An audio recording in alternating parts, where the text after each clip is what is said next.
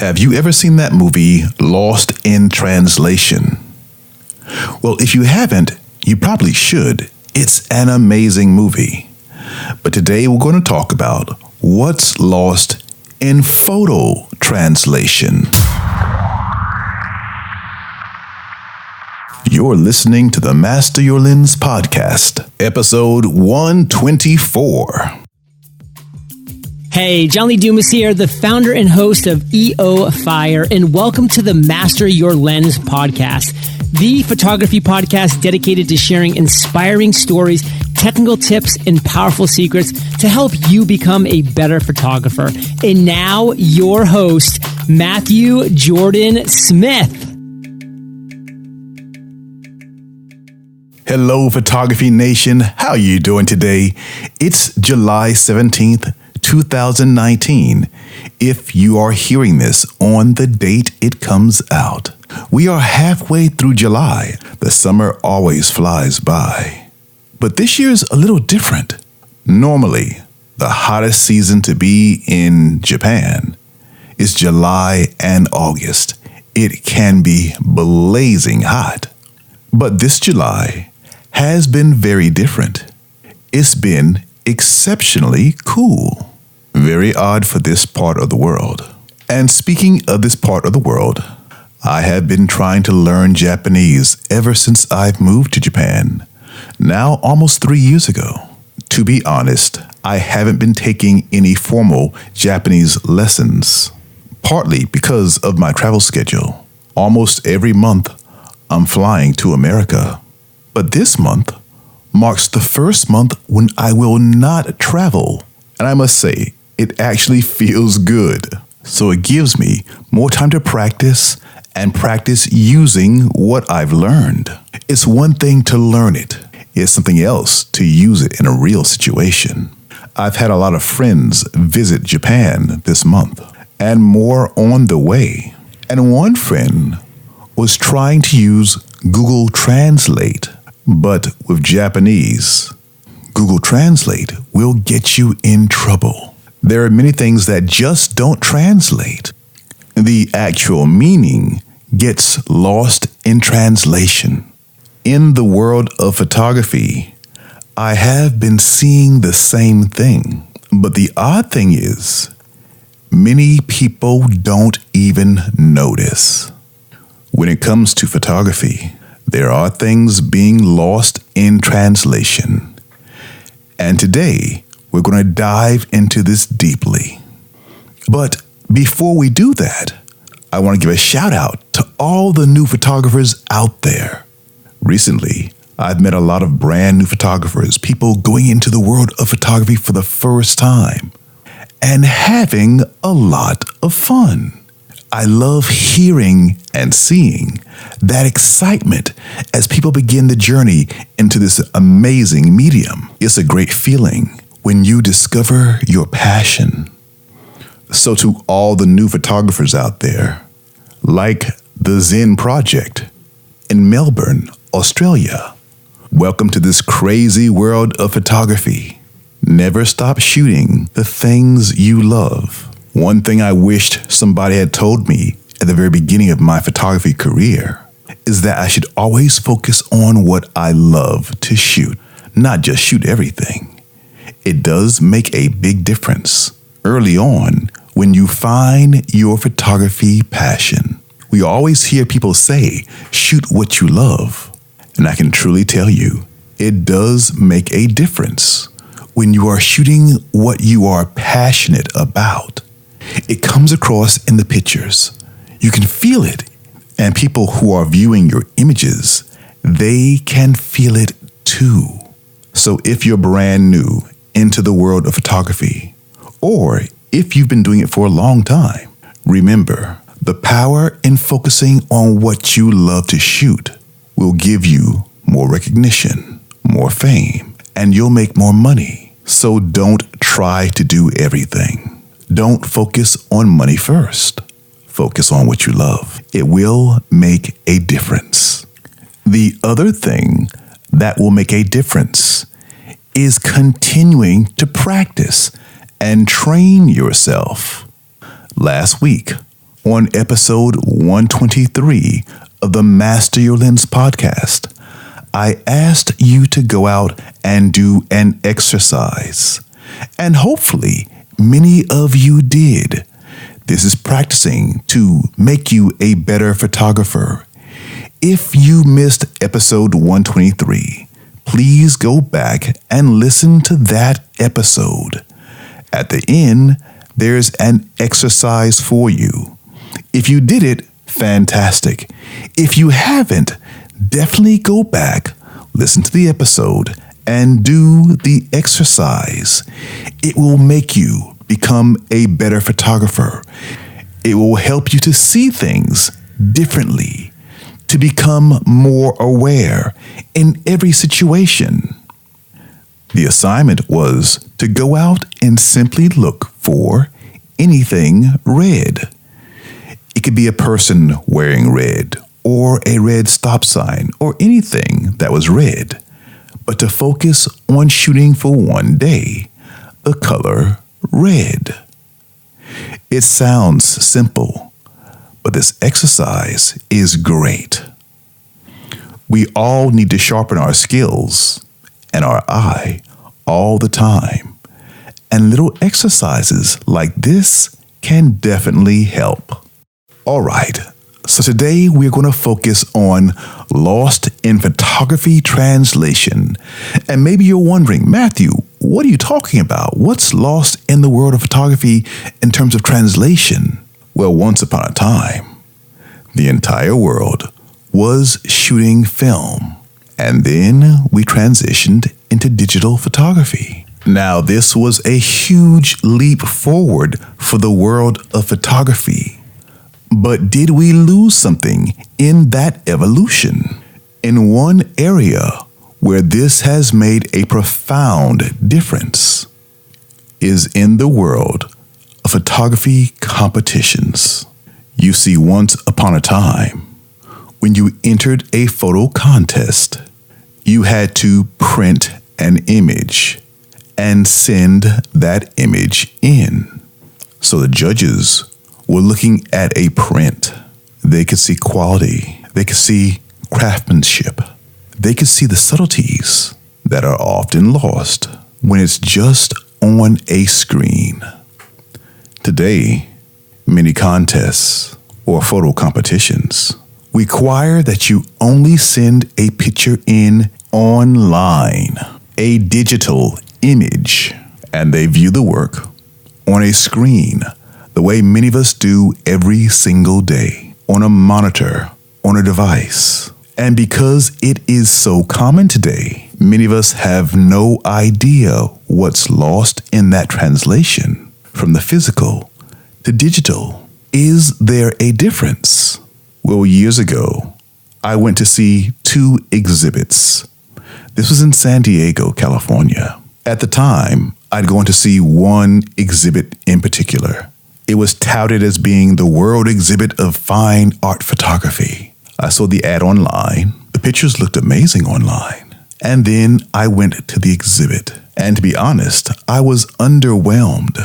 I just didn't feel it when I was in there. Now, there were great pictures there, for sure. And while I was there, I walked around, looked at the images, and said, oh, this is a cool show. But I can't remember one image in that exhibit. So I left the show and drove around, and then I noticed a poster for another photo exhibit. And it wasn't far away, so I had to go. Now, this exhibit was photographs by Avedon, the amazing fashion photographer, Richard Avedon. But the exhibit was not pictures of his fashion work. The pictures were images he shot in 1976. They're in black and white, and they are of the White House staff at the time. The President of the United States at that time was Gerald Ford, and it's him and the entire White House staff. An incredible body of work. And I believe this body of work is called Family Affair. You should definitely try to view these images. And if you can, see them in person. I walked into this exhibit and saw the prints, and I was blown away. The quality of the work of these photographs shot in 1976 blew everything away that I'd seen earlier. There was no comparison. And to see these pictures online today does not do them justice. Now, Richard Avedon was an amazing photographer, and if you don't know who he is, you should definitely look him up. He is worth studying for sure. And every photographer needs to know his work and where he stands in the world of photography history. We won't go deeper into that today. Today we're discussing what's lost in translation when we just see an image in the digital world on a device. If you're only looking at digital photography and looking at those images on a monitor of any type, laptop, desktop, smartphone, doesn't really matter. If you're looking at an image only on a screen, you're lost in translation. Okay, maybe that's a bit harsh, but just like with language, everything does not translate. Some images will look great online on your device, but some pictures are lost in that translation, and you don't get the impact by seeing them online. The digital version, the real beauty of photography, is meant to be seen as a print. And when it comes to photo competitions or even applying for a grant, I believe that many of these organizations are missing the mark by only asking for a digital version of the image. Can you imagine seeing the Mona Lisa only online? I believe a lot of great work has been overlooked because it's only been seen online. Now, I do understand it makes it much easier for people to enter into a contest. And since many are charging a fee to enter those contests, an organization will make more money by only accepting a digital version of the image. It's just easier. It's also less expensive for the photographer, for us, as we enter our pictures into contests. Some pictures will translate without a problem, but there are others that will be lost in translation. I was recently talking to a friend, and we were discussing an image I shot earlier this month, and I'm showing him the image online, and we're talking. And he says, "Oh, this is amazing. You gotta send this to the model." I'm like, "No, she's not gonna understand this image, seeing it digitally. I want to show her in person." And then he says, "Yeah, that's true. No one will get this image if they just see it on a computer or just see it on their smartphone. To see the image online, you kind of lose it.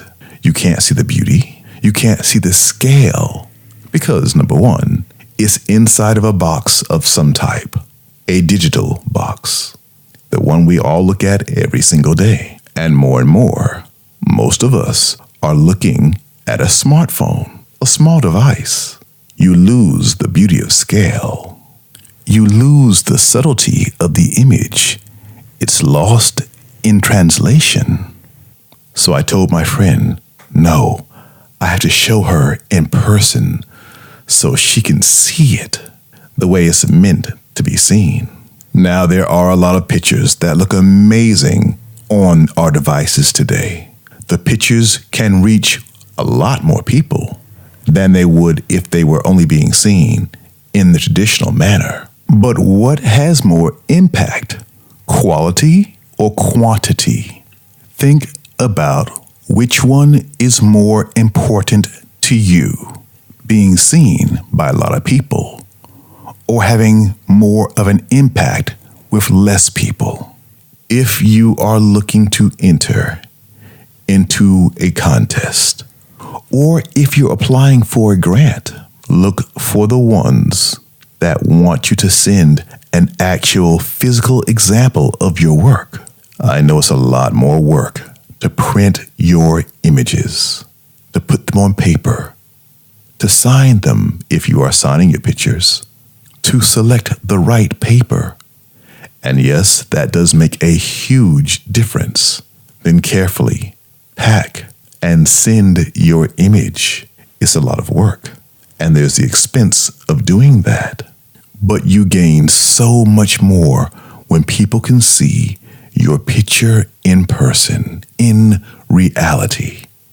Again, I understand that's not possible in many ways today.